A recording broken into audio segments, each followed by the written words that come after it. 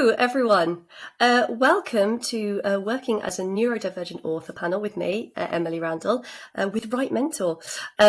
It is an absolute honour to invite onto the show, as if this is a long-running show that I do, Emily Kenny and Elle Mcnichol. Thank you both so much for joining us. It's good to be here. Thank you. I just wanted, before I kind of crack on and introduce these guys and let them talk, because they're much more interesting than I am, I just wanted to give a bit of context about why I set this up. I started working for WriteMentor about 5 months ago, and I'm a middle grade author myself. I've got a book coming out next year. And I kind of had the light bulb moment about 2 years ago that I could potentially have had ADHD my whole life, and it explained a huge amount about where I've been at, things that I struggled with, how my brain worked. And when I started to seek out diagnosis, which is still going on, it's been 18 months so far, and it's a very long process.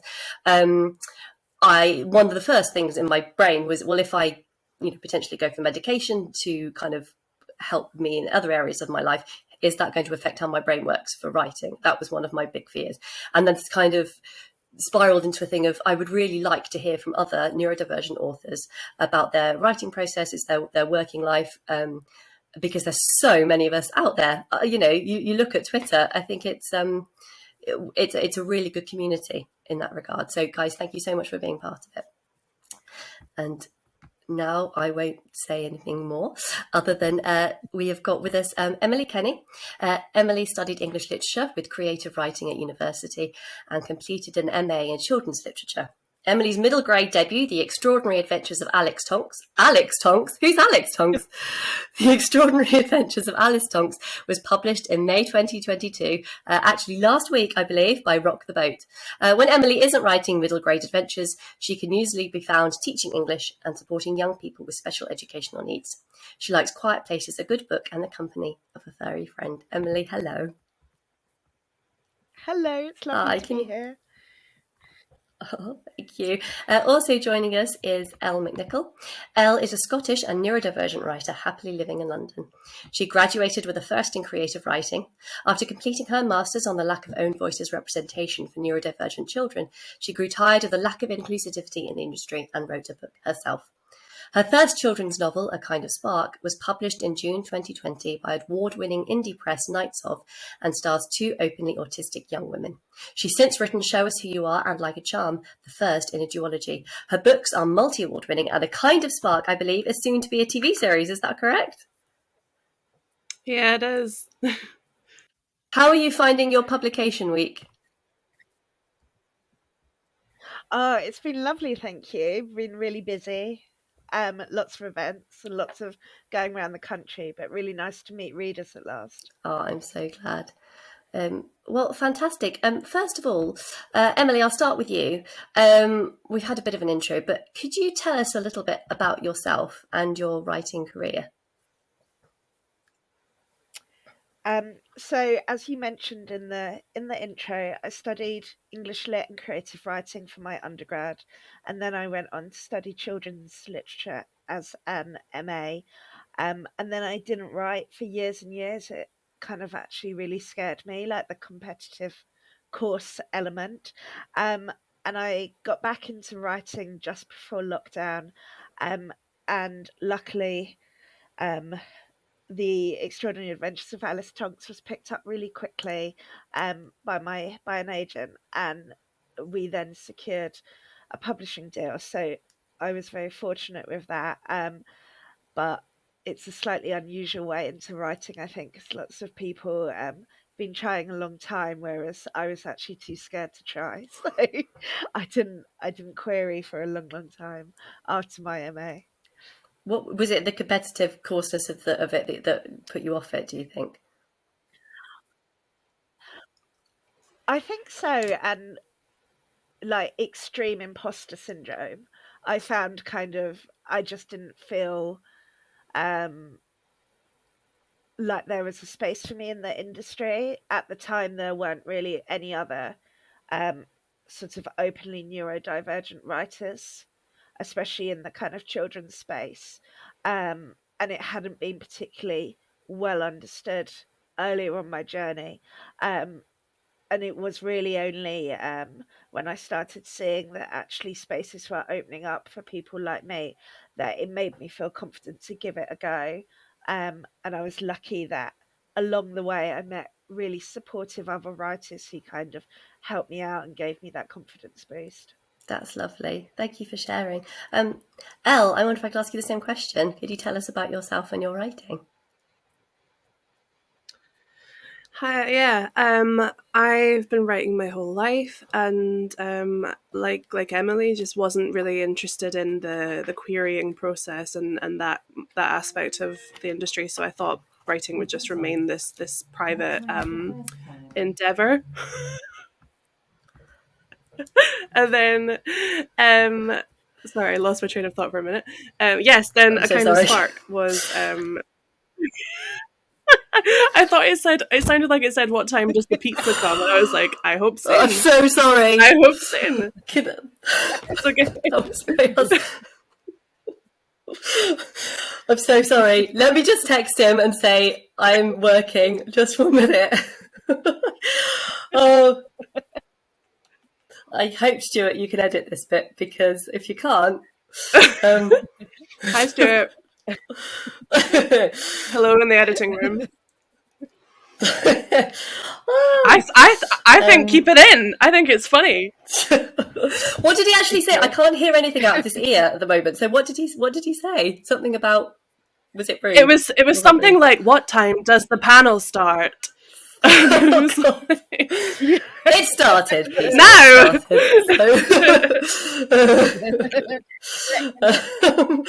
It started. Okay, do you know what? Let's just ask that one again, shall we? I'm so sorry.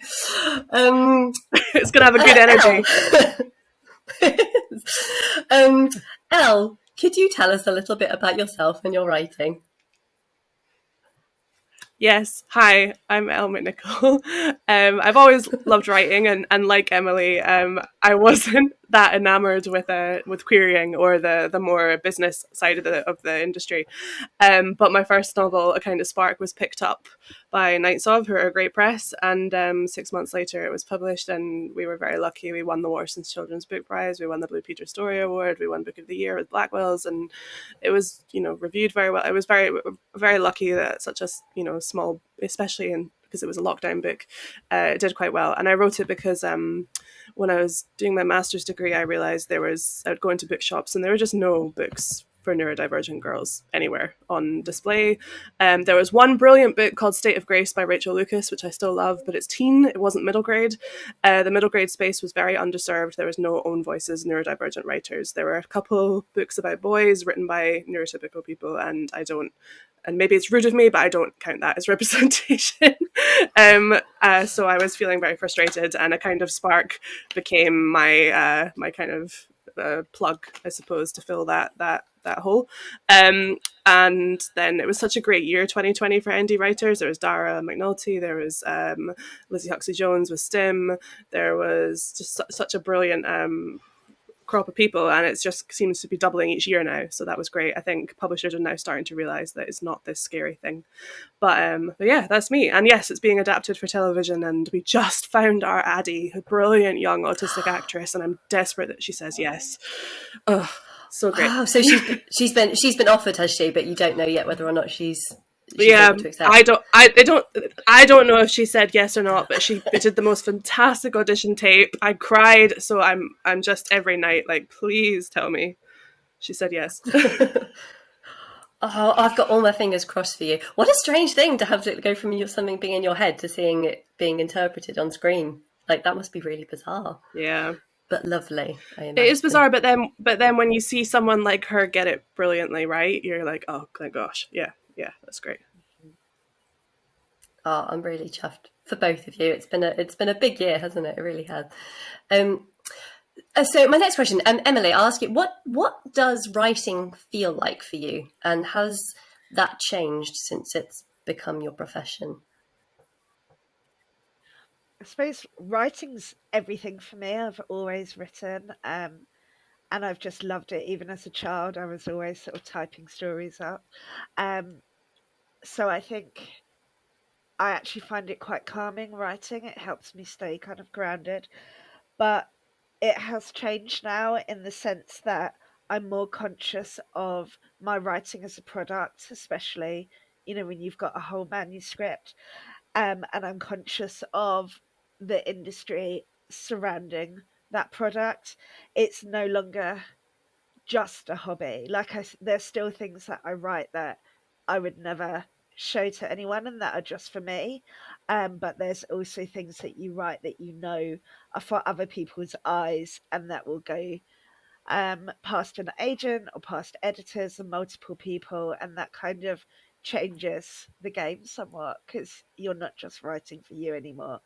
Um, but I think the final way it's changed is maybe having more sense of like the child reading it and what I want to then to get from it, and the messages and the hope that I hope that other young people, whether they're neurodivergent or neurotypical, that they take from the writing. Yeah, that's lovely. Thank you. I know exactly. I suppose if you're not just doing it for yourself anymore, it becomes more meaningful to other people as well. It's something to have to think about as well. And Elle, what about you? What does writing feel like for you? It feels quite precious at the moment. Just there's so little time to do it. So I feel like it's back, in a way it's back to being something that's really fun, because I have to carve out time to do it. So it's quite precious and it's quite private. So that's the only thing that's really changed for me since the books came out, is just time is now, there's no time anymore. But in terms of how I feel the same as I did before I handed Spark over. I write it for me, and I also write it for me at age 11. And I don't feel that anyone else's eyes are on it, really. I'm very lucky. I still have that relationship with it. And then it's the editing process that all comes crashing down when someone has scored it in red. But yeah, it still feels very personal, very private. And I'm a writer that never was able to write in public. I don't go to coffee shops, I don't go to restaurants, so it's private and it's personal. And yeah, it still feels like a treat to be able to do it. That's really lovely. It's funny you both say that, because before I had any idea about ADHD being a possibility, and hyperfocus and things like this, writing was always a space I used to talk about. It was my special place. It was where I'd go even before I considered it as a career, and I would just suddenly find that 6-7 hours had passed. It was like that refuge, and it's an interesting kind of process, discovering it as becoming your job, and not just this lovely thing you can kind of escape into. But it's really nice, Elle, to know that comes back, and in a way that you can find that the joy in it. Yeah, I'm really hoping that I get back the joy and less self-conscious, because it's also new at the moment in terms of the industry side of things. I'm hoping I get back to just writing Yeah, for I me. can imagine. And what's your relationship like with both your editors? Do you find it, have you got a kind of a groove of working together that suits how you work? Yeah, I'm really lucky with my editor, Katie. She's really supportive and she understands how my brain works, which is not easy. Um, so she's kind of on the same wavelength, and she knows how to express things and phrase things, so that we have a really good relationship and things come across kind of as constructive. Um, and luckily, there haven't so far been anything really that we've kind of disagreed on. When she's wanted to make amendments, they felt right for the story, because she believes in the story as it is. She doesn't want huge changes. So when she wants to make small things, they seem like improvements rather than anything that I've got to kind of battle about. So yeah, it's been really good. I'm really That's lucky, I think. lovely. Elle, how about you? My editor's a lady called Isha at Nights Of, who is unbelievable. She's incredible, and she's a real support and a big fan of the stories and always just wants to get behind it. And then I have my American editors at Random House US that are very corporate and very, they make me laugh so much because it's a different industry over there. They just are much more formal. And I remember there's a line in A Kind of Spark where one character says, one's English, one character's English, and they say, "Oh, is money worth more in Scotland?" And the Scottish character says yes, as a joke. And the American copy editors flagged it and said, "This is not true. Why have you put, like, or is this true?" And I was like, "Guys, it's a joke. It's just a joke." So I love the contrast of my UK editor Isha is phenomenal, and so are my US editors, but they're very they're very corporate in comparison. So it's two different experiences. But Isha's been phenomenal this whole ride. She's been amazing. Oh, that's so nice, because I imagine that is like gold dust, isn't it? As a neurodivergent author, finding people that work well with you and that you work well with. So yeah, I'm really glad to hear that. I have to do a shout out to my editor as well, Rachel, who I explained a lot of the situation about at the beginning, and she has been phenomenal. So yeah, that's a really lovely thing about the people that we've been working with. So, Elle, I'll start with you this time. What effect, if anything, do you feel your being neurodivergent has had on your writing? It's a bit of a big question, actually. I think that it is a big question, but I think it affects. We talked about hyperfocus. I definitely can tap into that, and that's great. I think that you put details and layers into writing that neurotypical people don't necessarily notice, which I think people of all neurotypes can enjoy.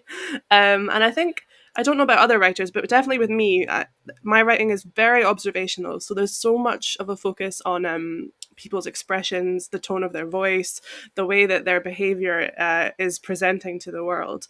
And I've noticed that the more that I've written over the last couple of years, and I think that is a very neurodivergent thing of always worrying about, what is their voice telling me, and what is their face telling me, and what am I processing.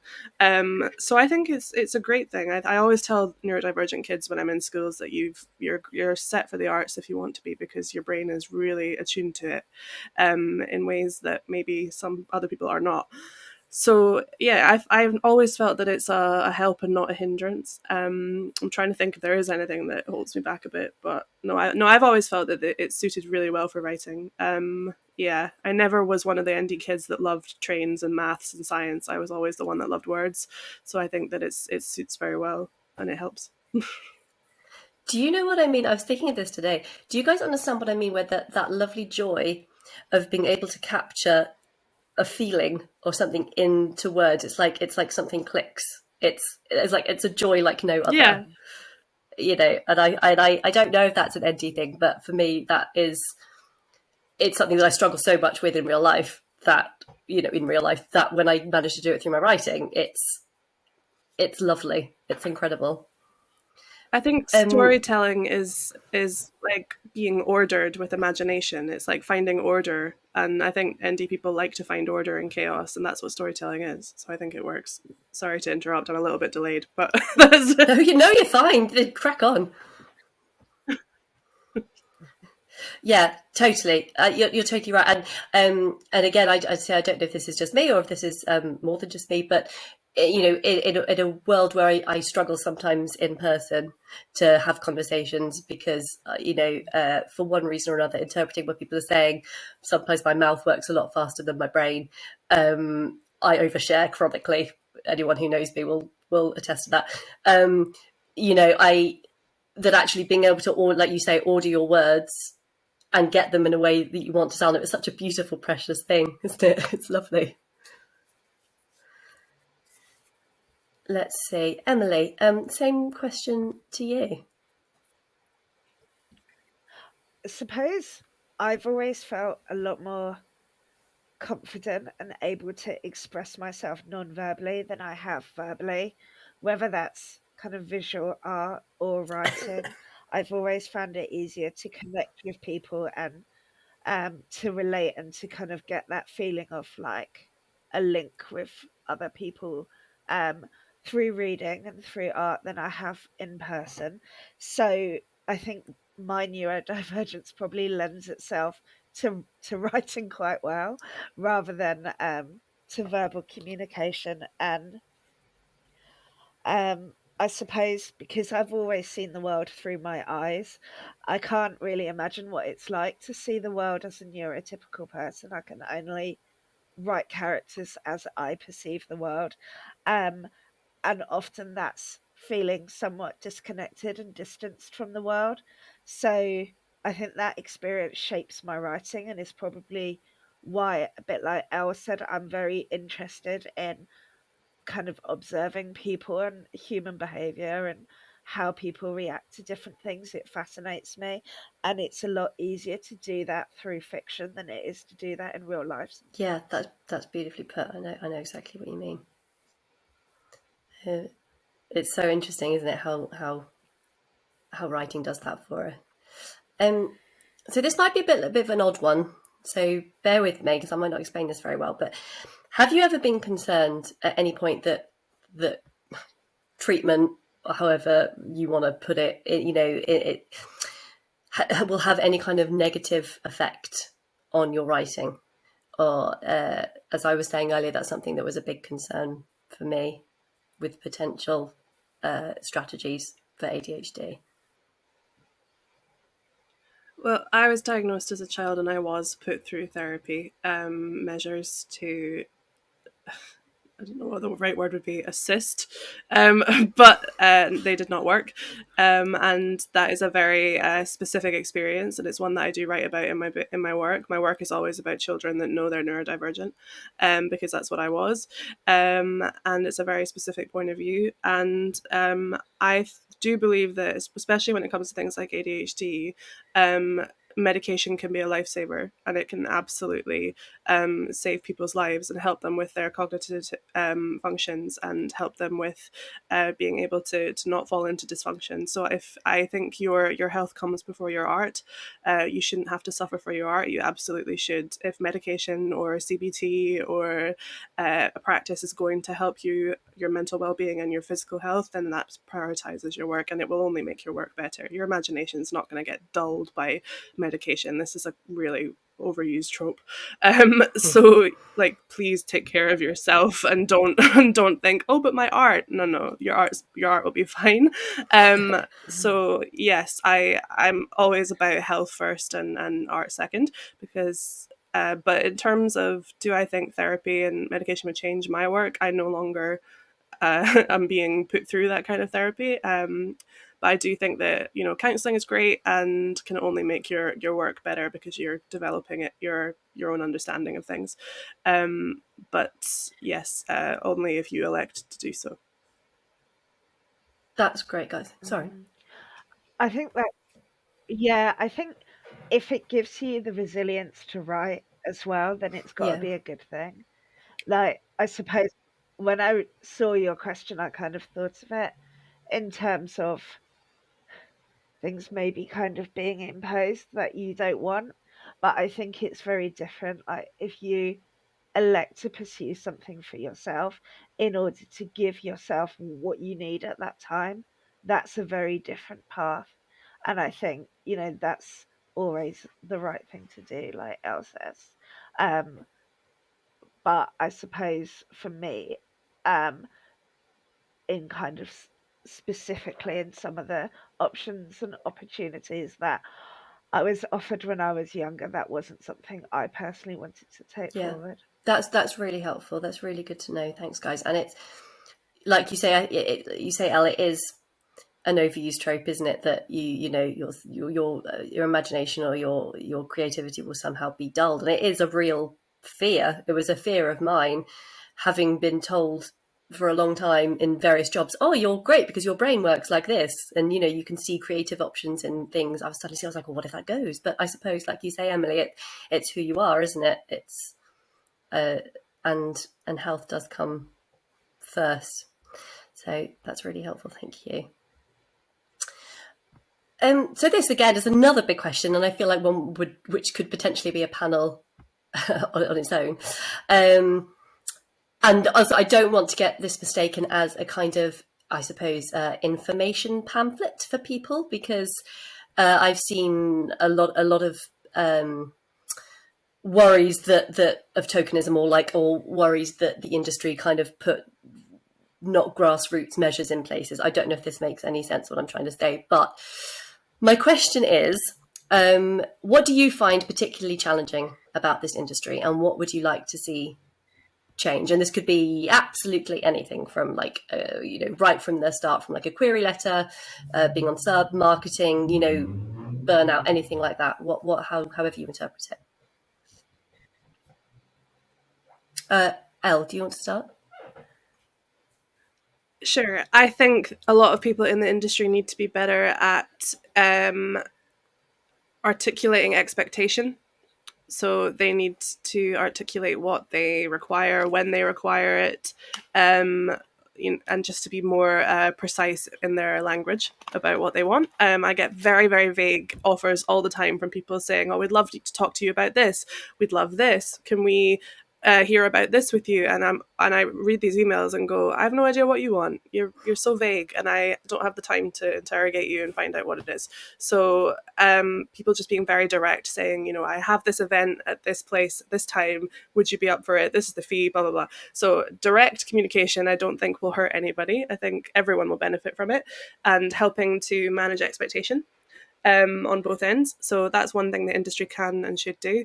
I also think that I don't know what the fix to this necessarily is, but I think the industry can be a little bit too reliant on traditional networking, which excludes a lot of neurodivergent people. It excludes a lot of people from other parts of the country as well. It's very London focused, so it's geographically not great either. But the way that the industry networks is not always inclusive of disabled people as a whole. And the one great thing about lockdown, and the only good thing about lockdown, was that there was an ability to incorporate inclusion for all kinds of disabled people who could suddenly watch Zoom events, who could watch live streams and be invited with everybody else. And it's great that we have hybrid events still. But a lot of that's been lost. And I think the industry often forgets that they have disabled customers. They don't talk as though there are disabled people in the room. They don't market, or this is not my publishers. My publishers are very much an exception. But in general, I think a lot of the bigger publishers forget that they have disabled clients and disabled employees. And that's a huge issue with the industry at the moment, I think. So it's great that you're bringing it. There's a lot of books now saying this is the next to kind of Spark, which I find very flattering and very bizarre. But those publishers, I look at their books they're bringing out, and I think, okay, that's great. That's great for that author. That's great for the readers. But what about your employees? What about the readers of these books that can't come all the way to London for an event? So I think there's a miscap there, for want of a better word, that they often don't think about their disabled readers and their disabled employees. So that's one of many things wrong with the industry that's challenging as an ND person. Do you think? So you mentioned lockdown, and obviously I've had a lot of friends with chronic illnesses who said that one of the good things that came out of it is that events became online. Do you think that there's going to be a chance that carries on, or that that hybrid working happen? Excuse me. Like I said, there's some great hybrid events. There's some great hybrid events coming up. The festivals I work with have been amazing about hybrid events, but some people did just go back to business as usual, and I think that's a real loss of opportunity, because disabled people are 20% of the population. They're not a niche, so it's important that, and it's also a legal requirement that they are included. So hybrids are great, and I just wish that they would become the norm, because we all want to be together in person. Well, most of us, that's not a bad thing to want, but it's also super important that we include everyone at home who's not able to come and join in person, but who still is a customer and a client, and they deserve the respect of inclusion. Same question to you. What would you change about the industry if you could? Do you think it's something that it's inclusive, or that it needs to change? I think there's lots of good people in the industry doing good work to make it more inclusive and to open things up. And it's important not to lose sight of that. But equally, like Elle said, I think it's disheartening post lockdown to see that some prominent events have gone back to kind of business as usual, and it would be great if there was a more consistent effort around ensuring that accessibility stays open and that everyone can, make the most of things. But I suppose the main thing that I felt coming into the industry is that it's often about who you know still, and how well known that you are. And that's always going to be underpinned by privilege on a lot of different levels. Um, by its very nature, that favours some writers and it's pricklier to access for others. So, I would welcome all events, all opportunities that help people to understand what's involved in the industry and what the different roles are. And sometimes that can just be through the simplification of language and just speaking plainly about what a job is, or what a certain term means, rather than assuming that everyone has a certain level of shared knowledge, which often isn't the case. And I think that would help a number of people, not just, ND writers. Um, I suppose that other thing I think is really helpful are mentoring opportunities, whether that's for writers that are interested in having their work published, or people are interested in going into publishing, but really carefully thought about mentoring and supported access into the industry, where particularly if it can be disabled people supporting other disabled people, so there's real insight into what can be difficult. I think more of that would That's be a really really good shout, helpful. actually. That's a really nice. Have either of you found, has there been somebody in the industry who's been that for you? I was just saying, I've been really lucky in having Lindsay Galvin. Lindsay is an ND, but she's got a really good understanding of different divergences, and she's been just really supportive, and she's helped kind of demystify a lot of things for me. So in that sense, kind of coming up maybe 2 years behind Elle, 3 years behind Elle. I think having like WriteMentor and organizations like Scooby that can help you understand a little bit what's involved has been a big help to That's me. lovely. Yeah, Lindsay's fantastic. Elle, what about you? I didn't have a mentor. I It's something that I feel sad about sometimes. I was very much kind of jumped in at the deep end and didn't know what to do, and I just sort of did what felt natural and instinctive, and we're very lucky that we found readers. But yeah, there is so much. I just did the Hay Festival, and we're a tiny press, so I go on my own. We don't have a team of people that can come with me, and there's a lot of other authors in the green room that have their PR people with them and their publicist, and I was sat by myself. And the gorgeous MG Leonard came over and said, "You need to take pictures over here, and you need to do that." Like, she was telling me what I had to do, because I didn't know, and then there's no one to tell me, and people just assume that you know, and because our press is brilliant, but they're little, and so sometimes they're like, "This is our first time doing this too." So it is kind of that's where you get those moments of imposter syndrome, where you're like, "Oh, everyone else knows what to do," but it's because they have teams of people. It's because they have these minders that tell them. But no, MG Leonard was so lovely. She was like, I did my first Hay on my own, and it was really stressful and scary. And she was just such a. So I've not had a mentor, but I've had so many brilliant authors, Maz Evans and Piers Torday and Jennifer Bell and Mallory Blackman and Frank Cottrell Boyce, people that have just reached out and been so generous with their time. I feel like I have lots and lots of mini mentors now. But I think it's a great thing. I think mentoring is we see such great results from it.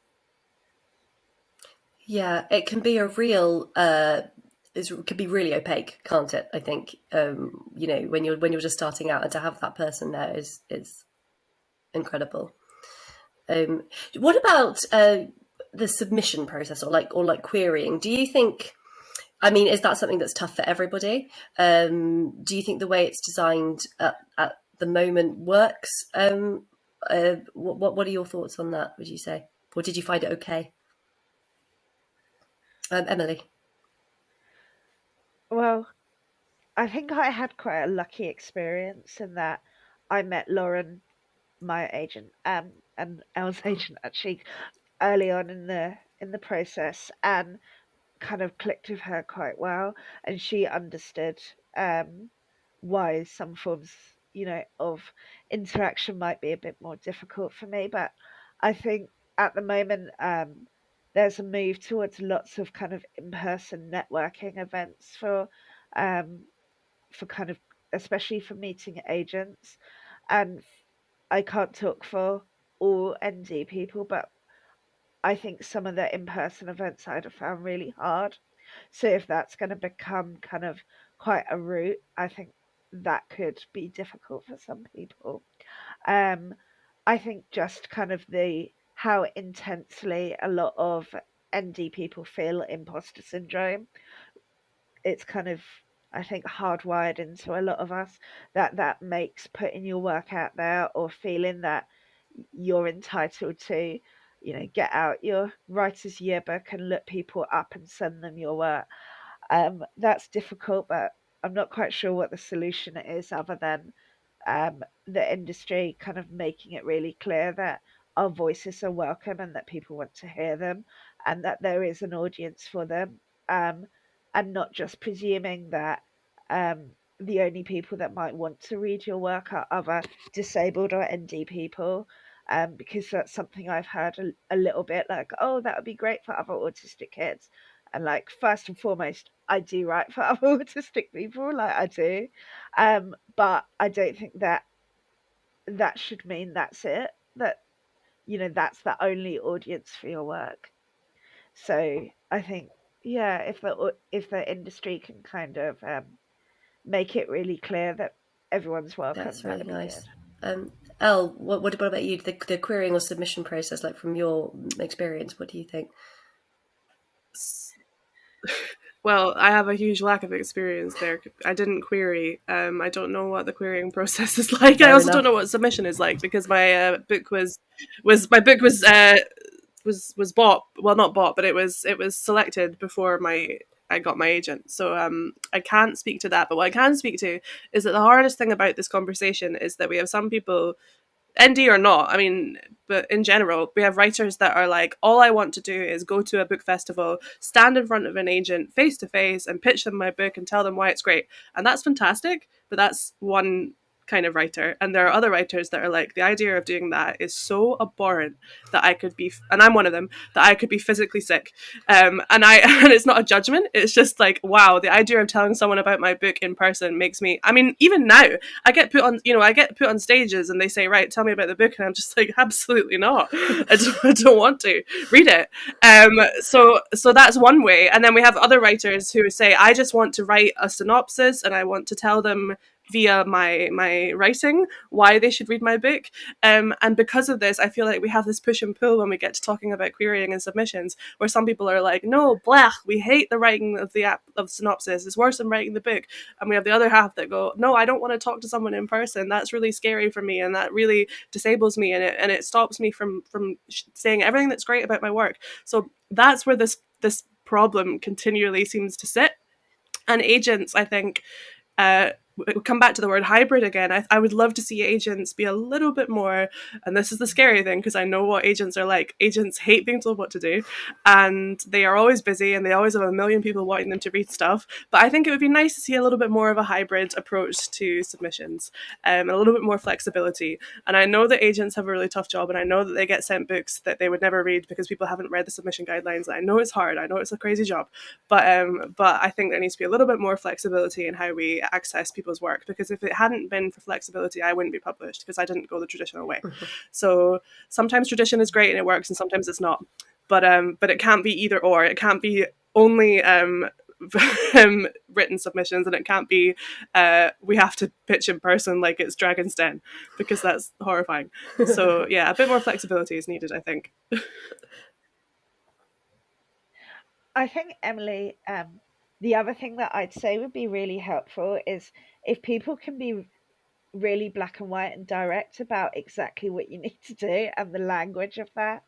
And it's the same in all domains. Like, sometimes I've had a couple of invitations for events recently, and I've been like, can you tell me exactly, like, how long, how many people? Like, I want those facts. And I think with submission, I was lucky that my agent understood that about me, and she was able to say, we're going to go this week to these people, this would be the likely turnaround, and could break it down. And if I don't have that, my anxiety spikes. So I don't know if that's something for other ND people, but for me, that was something hugely helpful in managing the submission to publishers process, which is something I know has induced a lot of anxiety in other people, is kind of having it broken down into really like plain speaking and like chunked down into, almost like week by week.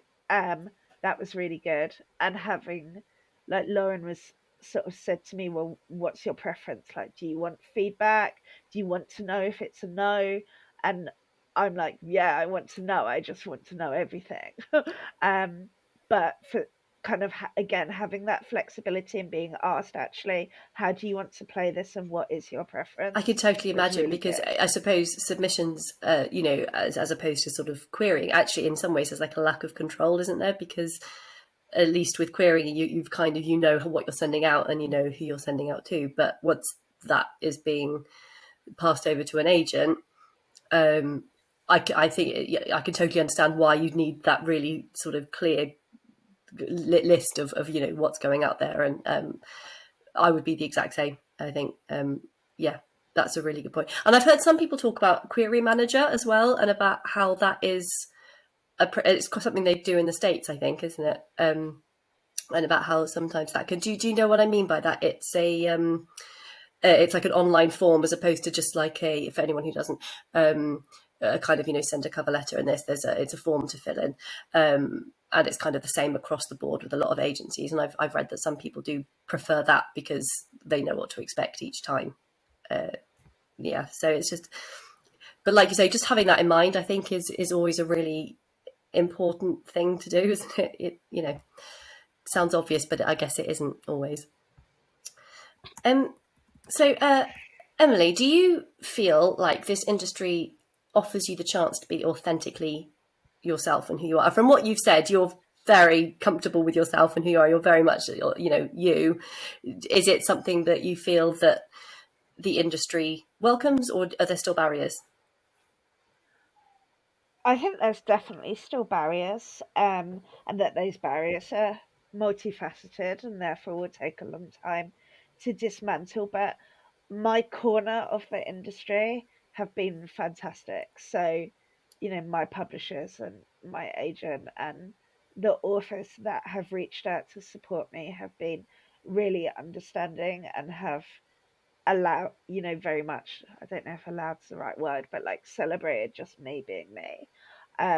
But I think I've been quite protected to date from that, because I get the sense in some interactions with outside of that nice little bubble that isn't the case in the wider industry. But in my corner, I've been really fortunate in that um, I've been very open about who I am and what I need, and people have been very understanding of that. But I'm sure that isn't always the case, unfortunately.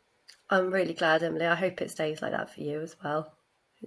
And Elle, what about you? Because obviously you've been in the industry slightly longer. How has it been for you? It's been interesting. It's again, I'm from a very specific publisher where they're an inclusive press, and Night Solver are very different in that sense. So we are very lucky. Everyone on staff understands. Everyone's very great. My agent's great. Like as Emily said, Lauren's great. So that's all good. When you're kind of exposed to wider parts, so when you are going on TV, or even working in TV now that we're writing the show, there's things I have to sort of stop and explain sometimes. And even though everyone's great, there are just moments where you realize you're the only one in the room, and that's a responsibility, and also sometimes a bit of a burden. And I do a lot of school visits, and the kids are always great. I've had the most incredible readers, the most amazing kids, but sometimes the odd teacher isn't the most what's the word, up to date, I suppose, modern. So that's something to cope with. And occasionally the press, sometimes the press, they are keen for me to say that, I get a lot of people that are keen for me to say that people who are not autistic should never write books about us.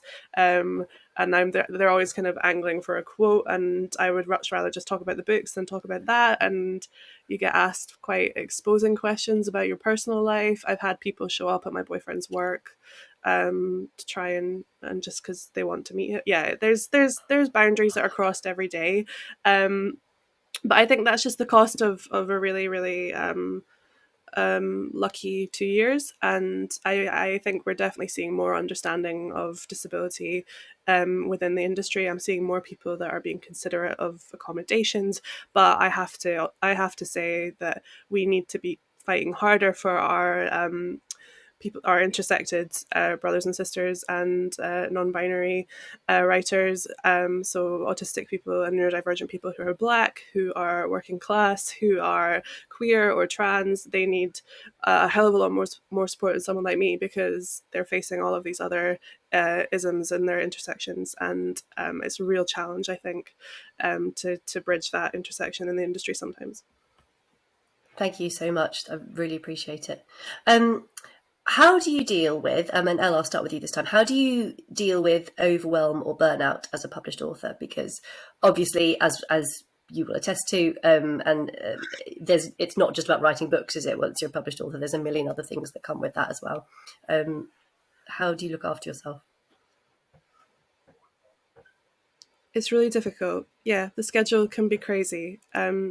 For me, I just handed in book 4 for the next round of edits last night, and I'm really not happy with it. There's so much more I still want to do to it, but luckily we've got time. There's lots of time to go. But that is what people traditionally think is my only job. They think it's just that. But actually, then we have to go and look at a scene-by-scene breakdown of the TV show and write a script for that. And then you have to call back the person that wants you to come to a teacher's conference and give a 90-minute talk. And then you have to arrange your school visits. Then you have to get that to the bookshops that want you to come and talk to them or do the book plates that they need. And then you have to do your accounts and your invoices, and there's just constant schedule nightmares, and then you get very easily burnt out. I sat at the computer yesterday and I typed a word and I misspelt it so unbelievably that I looked at it and thought, is my brain melting? Like, why would I type that? Like, none of these letters are in this word, and I just thought, I'm getting so burnt out. And I don't know what the fix is. I think the fix is to communicate with your publisher and communicate with your agent and communicate with your team, whatever that looks like, and say, I find myself saying this a lot, actually, because of the nature of my work. People love to be like, superpower, autism and neurodiversity is a superpower. And I'm like, that's great. Actually, it's a disability. And sometimes the disability is not just society. Sometimes I need a break, and sometimes it's just too much. So I think you have to communicate with your team and make sure that it is a team that will understand that communication, so that you don't get burnt out. And if you have the means to do so, go on a really nice holiday. I don't have those means right now because I've just bought a flat, but do it if you can. And just give yourself a break. Like, be kind to yourself. I think ND authors are so hard on themselves constantly. I think authors are in general, but ND authors just beat themselves up. Everyone I've met, every single one I've met is riddled with anxiety and beats themselves up. And I kind of want to grab them by the shoulders and go, there's a lot of authors in this game that are not doing this. They're not beating themselves up like this. You don't deserve to be feeling this way by your own hand. So be kind to yourself as well when you get burnt out. Long answer, but I could talk about this for a long time. No, that's great. Is it something that you feel more comfortable kind of recognizing now? Now you've been doing it for a few years, like, do you feel comfortable communicating that more so than you did when you started? A little bit, but there's still that internalized ableism, that voice that is like, you're just lazy. You're just not working hard enough. Everyone else is working hard. Everyone else is coping. And I'm like, well, we all have different schedules. We can't compare ourselves to anyone else. Everyone's dealing with different things. Some people have children. I couldn't do this if I had children. Some people have, they have caring responsibilities. Some people have other jobs that they do full time. Everyone's situation is so different. And I think we all have to just be kind to each other and to ourselves. And when someone gets in touch with me and says, oh, by the way, I can't do this thing that we agreed to do because childcare fell through, I'm always like, of course, go, like, absolutely, like we have to just be understanding to other people and most of all to ourselves. And it's a little bit easier, but but not a lot. I still battle that voice that's like, get back to work. Yeah, I can understand that totally. And Emily, you are like smack bang in the middle of your debut week. Like, I mean, presumably this is something you're kind of discovering now. How are you dealing with it? Well, I get burnt out like super, super easily, particularly with anything social, like any social event or um, any demand that is social in nature. So that kind of includes social media and things. And I have to give myself a lot of decompression time and like actively kind of build that in, or I just burn out super quick and it's quite long lasting for me. Um, I think I'm feeling quite profoundly this step up from almost like writing as an island for you and it being fun to having, lots of other people involved, from bloggers to booksellers to, to everyone kind of scrutinizing your work a little bit more. And the kind of, like Elle says, all the other elements, the booking events and the travel and um, you know, the kind of the other parts of the job really that aren't writing.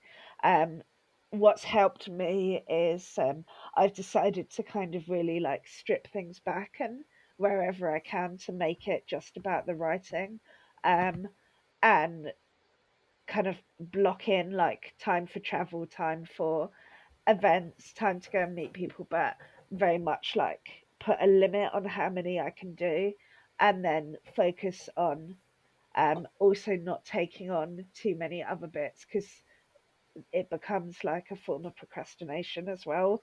So to try and just focus on the writing. Um, yeah, that's a bit of a rambly answer, sorry, but decompression No, time. that's lovely. Yeah, That's I'm building it perfect. in. That's good. And I hope it continues to kind of be okay for you in that regard, because it is, it can be a very stressful time. So I know it's wonderful, but equally, you know, Debut week is overwhelming. Yeah, yeah, yeah, you're doing amazingly. yeah. It's all I'm saying. It's funny because you look forward to it for ages, and I'm a year or so away from it, but you look, you work towards it forever, and then I imagine it gets there, and you're suddenly like, oh, you know.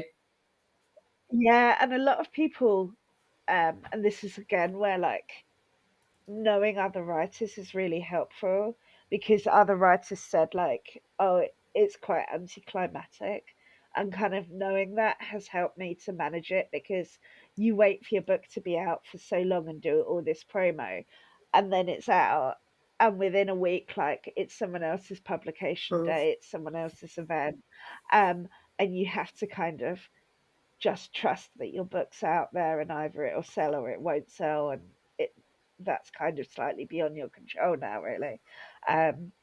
But that feeling I can understand that like if you weren't pre-warned for the anticlimactic nature of it would be hard to deal with. So yeah, having a heads up from people was great. Oh, Yeah. that's lovely. So can I ask, Emily, I'll start with you. Do you feel more of a pressure to be an example or a role model, or is this something that you actually kind of actively enjoy, I suppose? No, I wouldn't say I particularly actively enjoy it. I think I'm not really feeling it as much as more established writers are because I'm quite new. Um, so there's maybe less of that pressure, but I can see that it will become quite wearing at times, in that I'm often described as an autistic writer, an autistic or neurodivergent, author, and not as any other part of my identity. Mm. And like being ND is key to who I am.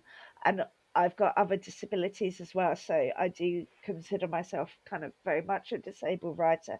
And I'm proud of that. And I'm proud that um, maybe by more people like us writing it, it will help, 11, 12, 13 year olds who are growing up now with those disabilities and those needs. But equally, I'm openly LGBTQ, and I'm openly, I don't know, a mother, and openly balancing writing and my day job and things. And those other parts of who you are sometimes seem maybe less interesting to people than your neurodivergence, or maybe less significant, that being ND for them seems to be like this huge thing, that almost that is what you are. And I hope that that isn't always seen as like the total sum of who I am. Like, I imagine I'll always write ND characters because that's what I like, that's all my experience is, but I don't want to only be seen as qualified to talk on that particular topic. Um, but so far, yeah, the pressure hasn't been too bad. But yeah, I'm anticipating that, over a career, there may be some hurdles, perhaps. Some joys, definite joys, but maybe some hurdles too. Yeah. That sounds like that's a nice sort of tagline for author life in general, isn't there? Sort of joy, some hurdles, but joy, which is nice. And Elle, what about you? How do you find it? Yeah, there's definitely a lot of pressure, and you never want to be someone's problematic fave. You want to be unproblematic. You want to be a good influence. But I'm a very very stern advocate, and I talk about this in schools and at events a lot as well. I'm a very stern advocate for the fact that an artist or a writer or a creative is not your child's babysitter. They are not. It's not their job to raise your children. It's not their job to provide an example. It's their job to provide art. And if they've done that, they've done their job. So I get lots of gorgeous letters from children that say, I love the book and I love this, and I heard you talk about this, and people they're very overly familiar because they know a lot about you, and that's great. So I am always aware of never to do anything to I try and be authentic, but I'm always like, oh, I can't really swear here because the kids are printing off my tweets, so I can't say the word I want to use. And I do get, sometimes I'll put on Instagram, I'll put a picture of my boyfriend and I going out for dinner, and I'll get messages from mums being like, oh, that's a bit of a revealing dress, like, be careful. And I'm always like, be careful of what? This is my social media. This is my personal life. It's not a work Twitter. It's not a work account. It's personal, and it's not. And the cleavage is not going to hurt anyone. It's not going to kill anyone. It's perfectly safe. So yeah, there's these expectations that are put on you by people sometimes. And I got a letter from America from someone saying that they loved Ramia, who's a character in my third book, loved her, loved the book, loved the writing, but she's a very sinful child. And I just wanted to write back and be like, so what? Like, so what? It's not. I'm not writing how-to guides. I'm not writing manifestos on how to be a perfect child. I'm writing art. So yeah, there's always weird expectations, and not to keep ranting, but it's always put on women. It's not, male authors don't get this.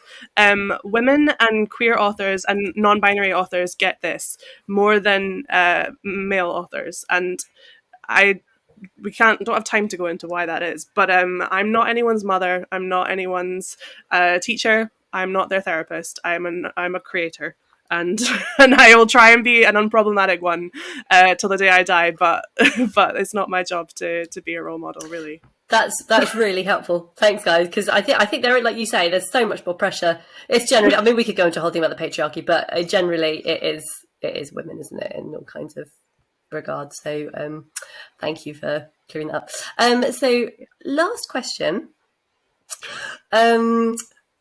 what would you give to one piece of advice, I suppose, to your younger self, or indeed to a neurodivergent author who's just starting out, I suppose?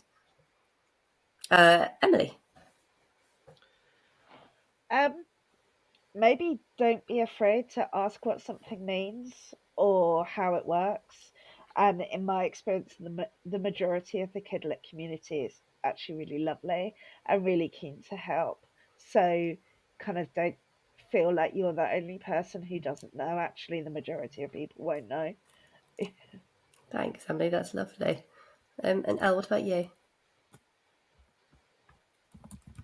I think I would say, I mean, and this is advice to all writers and all not all people, but most writers, I would say listen more than you talk, because I get a lot of young up and coming writers DMing me, asking how they can replicate something or how they can do something, and their Twitter feed or their it's just full of pages and pages of I'm a writer. Today I did this or I did this, and I'm always sort of think, just listen a bit more. Don't talk about what you're going to do. Don't talk about what other people are doing. Just do it. Be all about it, whatever it is, and listen more than talk, I think.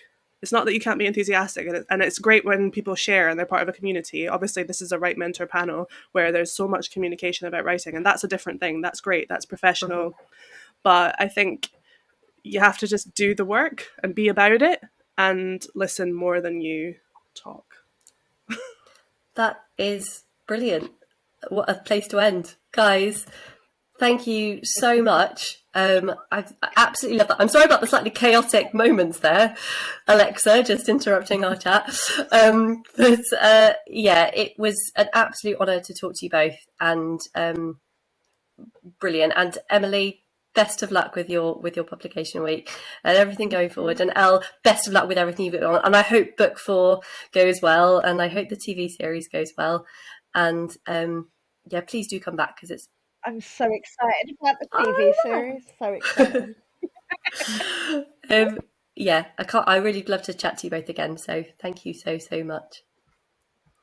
Bye everyone. Bye. Thank you. Bye.